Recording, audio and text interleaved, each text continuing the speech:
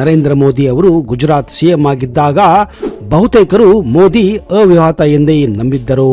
ಆದರೆ ಅವರು ಪ್ರಧಾನಮಂತ್ರಿ ಅಭ್ಯರ್ಥಿಯಾಗಿ ಗುರುತಿಸಿಕೊಂಡ ನಂತರ ಮೋದಿ ಅವರಿಗೆ ಮದುವೆಯಾಗಿರುವ ವಿಷಯ ಬೆಳಕಿಗೆ ಬರುತ್ತದೆ.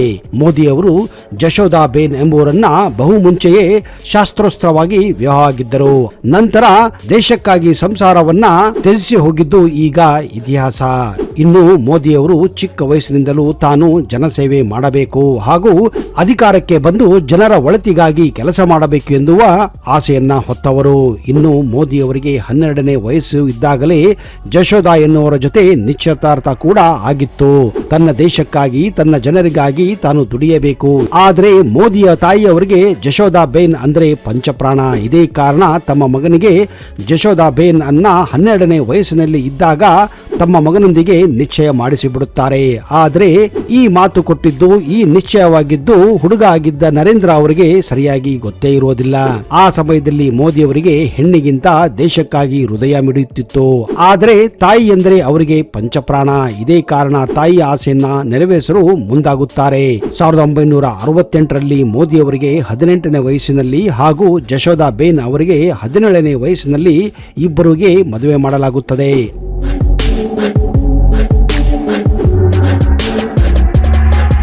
ಆಗ ಜಶೋದಾಬೇನ್ ಅವರು 10ನೇ ತರಗತಿಯನ್ನು ಮಾತ್ರ ಪಾಸ್ ಮಾಡಿದ್ದರು. ಇನ್ನು ಜಶೋದಾ ಅವರು ಮನೆಗೆ ಬಂದಾಗ ಮೋದಿ ಅವರು ತಮಗೆ ಮದುವೆ ಮತ್ತು ಸಂಸಾರದಲ್ಲಿ ಆಸಕ್ತಿ ಇಲ್ಲ, ತಾನು ಜನಸೇವೆ ಮಾಡಬೇಕು ಹಾಗೂ ನನ್ನ ದೇಶಕ್ಕಾಗಿ ನನ್ನ ಜನರಿಗಾಗಿ ನಾನು ದುಡಿಯಬೇಕು ಎನ್ನುವ ಇಚ್ಛೆ ಇದೆ ಎಂದಾಗ ಜಶೋದಾಬೇನ್ ಅವರು ಪ್ರೋತ್ಸಾಹ ಮಾಡುವುದಾಗಿ ತಿಳಿಸುತ್ತಾರೆ. ಗಂಡನ ಆಸೆಯನ್ನ ನೆರವೇರಿಸುವುದೇ ನಮ್ಮ ಭಾರತೀಯ ಮಹಿಳೆಯಲ್ಲಿ ಇರುವಂತಹ ಒಂದು ದೊಡ್ಡ ಗುಣ. ಎಲ್ಲರೂ ಹಣ ಮಾಡಬೇಕು, ಸಂಪತ್ತು ಮಾಡಬೇಕು, ಮನೆ ಕಟ್ಟಬೇಕು, ಮಕ್ಕಳನ್ನ ಓದಿಸಿ ದೊಡ್ಡವರನ್ನಾಗಿ ಮಾಡಬೇಕೆನ್ನುವ ಮಾದಾಸೆಯನ್ನ ಹೊಂದಿದ್ದರೆ, ಆದರೆ ಮೋದಿ ದೇಶಕ್ಕಾಗಿ ದುಡಿಯಬೇಕೆನ್ನುವ ಒಂದು ಛಲವನ್ನು ಕಂಡು ಜಶೋದಾಬೇನ್ ಕೂಡ ತಮ್ಮ ಸಂಸಾರವನ್ನು ತ್ಯಾಗ ಮಾಡಲು ಮುಂದಾಗುತ್ತಾರೆ. ಹೀಗೆ ಮೋದಿ ಮತ್ತು ಜಶೋದಾಬೇನ್ ಕೇವಲ 3 ತಿಂಗಳು ಸಂಸಾರ ಜೀವನವನ್ನ ನಡೆಸಿ ದೇಶಕ್ಕಾಗಿ ತಮ್ಮ ಜೀವನವನ್ನೇ ತ್ಯಾಗ ಮಾಡುತ್ತಾರೆ. ಸ್ನೇಹಿತರೆ, ಇಡೀ ವಿಶ್ವದಲ್ಲಿ ದೊಡ್ಡ ದೊಡ್ಡ ದೇಶಗಳ ಪ್ರಧಾನಮಂತ್ರಿಗಳಿಗೆ, ಪ್ರೆಸಿಡೆಂಟ್ಗಳಿಗೆ ಹೈ ಸೆಕ್ಯೂರಿಟಿ ಇದ್ದೇ ಇರುತ್ತದೆ. ಅವುಗಳಲ್ಲಿ ಅತಿ ಹೆಚ್ಚು ಸೆಕ್ಯೂರಿಟಿ ಇರುವಂತಹ ದೇಶದ ಗಣ್ಯರಲ್ಲಿ ಅಮೆರಿಕದ ಪ್ರೆಸಿಡೆಂಟ್ಗೆ ಇರುವಷ್ಟು ಸೆಕ್ಯೂರಿಟಿ ಈ ವಿಶ್ವದಲ್ಲಿ ಯಾರಿಗೂ ಕೂಡ ಇಲ್ಲ. ಭಾರತದ ಪ್ರಧಾನಮಂತ್ರಿಗೆ ಸೆಕ್ಯೂರಿಟಿಯ ಖರ್ಚು ಮಾಡುವಕ್ಕಿಂತಲೂ 80% ಅಧಿಕ ಖರ್ಚನ್ನ ಅಮೆರಿಕದ ಪ್ರೆಸಿಡೆಂಟ್ ಮೇಲೆ ಮಾಡಲಾಗುತ್ತದೆ. ಅವರನ್ನು ಬಿಟ್ಟರೆ ಚೈನಾ ದೇಶದ ಪ್ರೆಸಿಡೆಂಟ್ ಮೇಲೂ ಕೂಡ ಅತಿ ಹೆಚ್ಚು ಹಣವನ್ನ ಸೆಕ್ಯೂರಿಟಿಗಾಗಿ ಖರ್ಚು ಮಾಡಲಾಗುತ್ತದೆ.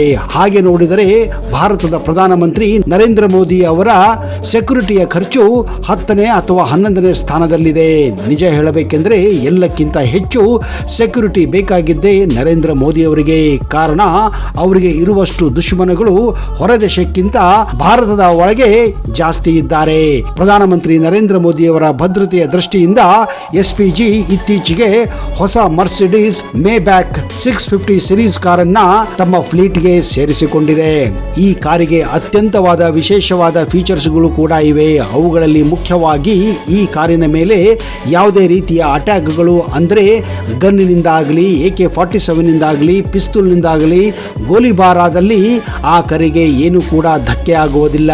ಅಷ್ಟೇ ಅಲ್ಲ, ಈ ಕಾರಿನ ಮೇಲೆ ಬಾಂಬ್ ಹಾಕಿದರೂ ಕೂಡ ಯಾವುದೇ ಇಫೆಕ್ಟ್ ಕೂಡ ಆಗುವುದಿಲ್ಲ.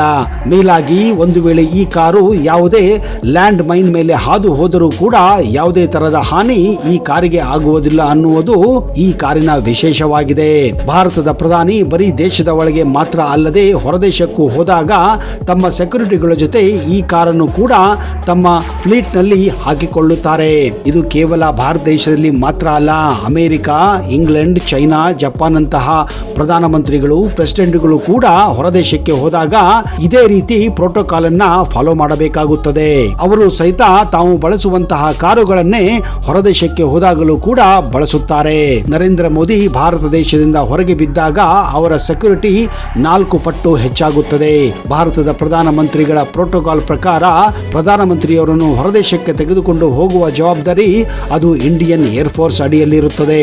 ಭಾರತದ ಪ್ರಧಾನಮಂತ್ರಿ ನರೇಂದ್ರ ಮೋದಿ ಹೊರಗೆ ಹೋಗುವಾಗ ಕೇವಲ ತಮಗೆ ಸಂಬಂಧಪಟ್ಟ ಕಾರುಗಳನ್ನು ಮಾತ್ರ ತೆಗೆದುಕೊಂಡು ಹೋಗುವುದಿಲ್ಲ, ಜೊತೆಗೆ ತಮ್ಮ ಜೊತೆ ಇರುವ ಅಧಿಕಾರಿಗಳಿಗೂ ಕೂಡ ಅಷ್ಟೇ ಸೆಕ್ಯೂರಿಟಿ ಕೊಡುವ ಉದ್ದೇಶದಿಂದ ಅವರಿಗೂ ಕೂಡ ಒಂದೊಂದು ಕಾರನ್ನ ಹಾಗೂ ಅಡಿಷನಲ್ ಪ್ಲೇನ್ಗಳನ್ನು ಕೂಡ ತೆಗೆದುಕೊಂಡು ಹೋಗುವ ಜವಾಬ್ದಾರಿ ಜವಾಬ್ದಾರಿ ಇಂಡಿಯನ್ ಏರ್ ಫೋರ್ಸ್ ಹೇರುತ್ತದೆ. ಇದು ಭಾರತದ ಅಧಿಕಾರಿಗಳಿಗೆ ಹಾಗೂ ಮಂತ್ರಿಗಳಿಗೆ ಕೊಡುವಂತಹ ಒಂದು ಪ್ರೋಟೋಕಾಲ್ ಆಗಿದೆ. ಇದು ಕೇವಲ ನರೇಂದ್ರ ಮೋದಿಗೆ ಮಾತ್ರ ಅಲ್ಲ, ಭಾರತಕ್ಕೆ ಯಾರೇ ಪ್ರಧಾನಮಂತ್ರಿಯಾಗಲಿ ಅವರಿಗೂ ಕೂಡ ಅಷ್ಟೇ ಗೌರವ ಹಾಗೂ ಅಷ್ಟೇ ಸೆಕ್ಯೂರಿಟಿ ನೀಡುವುದು ಭಾರತೀಯ ಏರ್ ಫೋರ್ಸ್ನ ಒಂದು ಡ್ಯೂಟಿ ಕೂಡ ಆಗಿದೆ. ಪ್ರಧಾನಮಂತ್ರಿಗಳ ಸೆಕ್ಯೂರಿಟಿ ಕಾರ್ನಲ್ಲಿ ಅತಿ ಮುಖ್ಯವಾಗಿದ್ದು ಜಾಮರ್ಸ್. ಈ ಜಾಮರ್ಸ್ಗಳು ಕನಿಷ್ಠ ಪಕ್ಷ 500 ಮೀಟರ್ ದೂರದಿಂದಲೇ ಬಾಂಬುಗಳನ್ನು ಡಿಫ್ಯೂಸ್ ಮಾಡುವ ಶಕ್ತಿಯನ್ನು ಕೂಡ ಹೊಂದಿರುತ್ತವೆ. ಅಷ್ಟೇ ಅಲ್ಲದೆ ಪ್ರಧಾನಮಂತ್ರಿಗಳ ರಕ್ಷಣೆಗಾಗಿ SPG 30 ಸೆಕ್ಯೂರಿಟಿಗಳ ಜೊತೆಗೆ ಇರುತ್ತಾರೆ.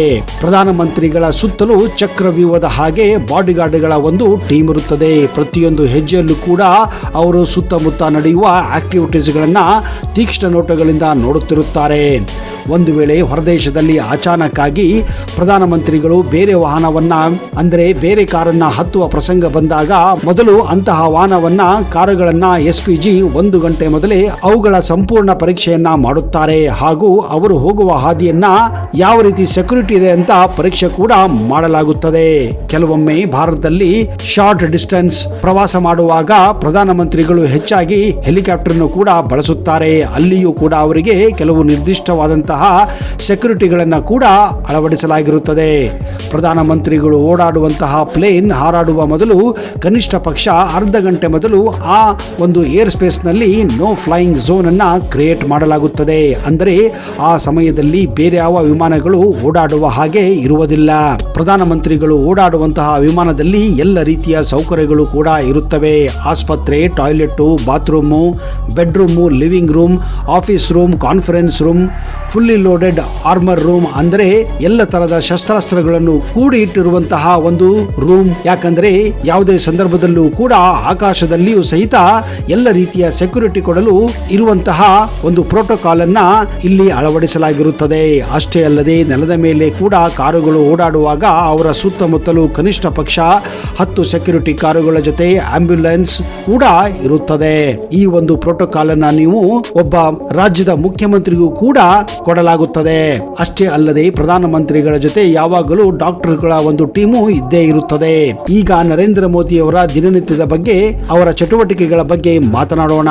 ನರೇಂದ್ರ ಮೋದಿ ಅವರು ಹೆಚ್ಚಾಗಿ ತರಕಾರಿಗಳನ್ನ ತಿನ್ನಲು ಇಷ್ಟಪಡುತ್ತಾರೆ. ಮೊದಲನೇದಾಗಿ ಅವರು ಶುದ್ಧ ಶಾಕಾಹಾರಿಯಾಗಿದ್ದಾರೆ. ಮೋದಿ ಪ್ರತಿ ಸೋಮವಾರ ತಪ್ಪದೇ ಉಪವಾಸವನ್ನು ಕೂಡ ಮಾಡುತ್ತಾರೆ. ಆ ದಿನ ಕೇವಲ ಅವರು ನೀರು ಹಾಗೂ ಹಾಲನ್ನ ಮಾತ್ರ ಸೇವಿಸುತ್ತಾರೆ. ನರೇಂದ್ರ ಮೋದಿ ಅವರು ಮಹಾದೇವನ ಪರಮ ಭಕ್ತರಾಗಿದ್ದಾರೆ. ಅಷ್ಟೇ ಅಲ್ಲದೆ ನವರಾತ್ರಿಯ ಸಂದರ್ಭದಲ್ಲಿ 9 ದಿನಗಳ ಕಾಲ ಕೇವಲ ನೀರು ಹಾಗೂ ಹಾಲಿನ ಮೇಲೆಯೇ 9 ದಿವಸ ಉಪವಾಸವನ್ನ ಕೂಡ ಮಾಡುತ್ತಾರೆ. ಅದನ್ನು ಅವರು ಕಟ್ಟುನಿಟ್ಟಾಗಿಯೇ ಸುಮಾರು 50 ವರ್ಷಗಳಿಂದ ಅನುಸರಿಸಿಕೊಂಡು ಬಂದಿದ್ದಾರೆ ಎನ್ನಲಾಗಿದೆ.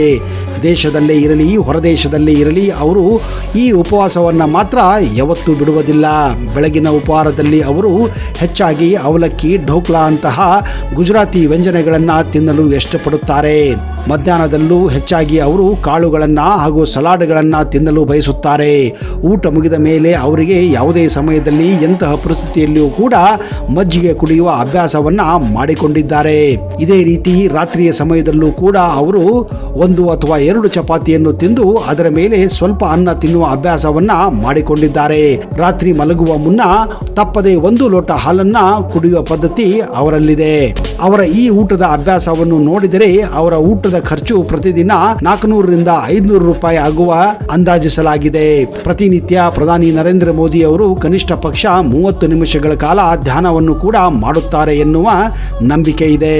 ನಿಮಗೆ ನೆನಪಿರಲಿ ಸ್ನೇಹಿತರೆ, ನರೇಂದ್ರ ಮೋದಿ ಪ್ರಧಾನಮಂತ್ರಿ ಆಗಿದ್ದಾಗಿಂದ ಇವತ್ತಿನವರೆಗೂ 1 ದಿವಸವೂ ಕೂಡ ರಜೆಯನ್ನು ತೆಗೆದುಕೊಂಡಿಲ್ಲ. ಅಂದ್ರೆ ನಿಜಕ್ಕೂ ಅಚ್ಚರಿ ಪಡುವಂತಹ ವಿಷಯವೇ.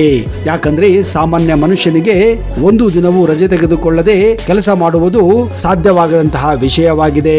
ಭಾರತದ ಪ್ರಧಾನಮಂತ್ರಿ ನರೇಂದ್ರ ಮೋದಿ ಪ್ರತಿದಿನ ಬೆಳಗ್ಗೆ 4 ಗಂಟೆ 30 ನಿಮಿಷಕ್ಕೆ ತಪ್ಪದೆ ಏಳುತ್ತಾರೆ. ಅವರು ಬೆಳಗ್ಗೆ ಏಳಲು ಯಾವುದೇ ಅಲಾರಂ ಅನ್ನು ಕೂಡ ಬಳಸುವುದಿಲ್ಲ.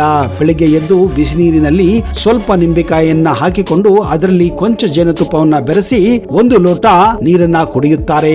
ನಂತರ 45 ನಿಮಿಷಗಳ ಕಾಲ ಮೊದಲು ಯೋಗವನ್ನ ಮಾಡುತ್ತಾರೆ. ತದನಂತರವೇ ಅವರು ಮುಂದಿನ ಕಾರ್ಯಗಳಿಗೆ ಮಹತ್ವವನ್ನ ನೀಡುತ್ತಾರೆ. ಪ್ರತಿ ವರ್ಷ ನವರಾತ್ರಿಯ ಸಂದರ್ಭದಲ್ಲಿ ಅವರು ಎಂತಹ ಪರಿಸ್ಥಿತಿಯಲ್ಲಿ ಇದ್ದರೂ ಕೂಡ ಅವರು ತಮ್ಮ ತಾಯಿಯನ್ನ ಭೇಟಿ ಮಾಡಲು ಗುಜರಾತಿಗೆ ಹೋಗಿ ಬರುತ್ತಿದ್ದರು. ಆದರೆ ದುರಾದೃಷ್ಟ, ಹೋದ ವರ್ಷ ಅಷ್ಟೇ ಅವರು ತಮ್ಮ ತಾಯಿಯನ್ನ ಕಳೆದುಕೊಂಡಿದ್ದಾರೆ. ನೋಡಿದಿರಾ ಸ್ನೇಹಿತರೆ, ಒಬ್ಬ ಪ್ರಧಾನಮಂತ್ರಿಯ ಸೆಕ್ಯೂರಿಟಿ ಯಾವ ತರ ಇರುತ್ತದೆ, ಅವರ ದಿನಚರ್ಯ ಯಾವ ತರ ಇರುತ್ತದೆ ಎಂದು. ಮೋದಿ ಅವರ ಇನ್ನಷ್ಟು ಮಾಹಿತಿಯನ್ನ ಮುಂದಿನ ಸಂಚಿಕೆಯಲ್ಲಿ ಮತ್ತಷ್ಟು ಕೊಡುತ್ತೇನೆ. ಅಲ್ಲಿಯವರೆಗೆ ಜೈ ಹಿಂದ್, ಜೈ ಕರ್ನಾಟಕ. ನಿಮಗೆಲ್ಲ ಶುಭವಾಗಲಿ.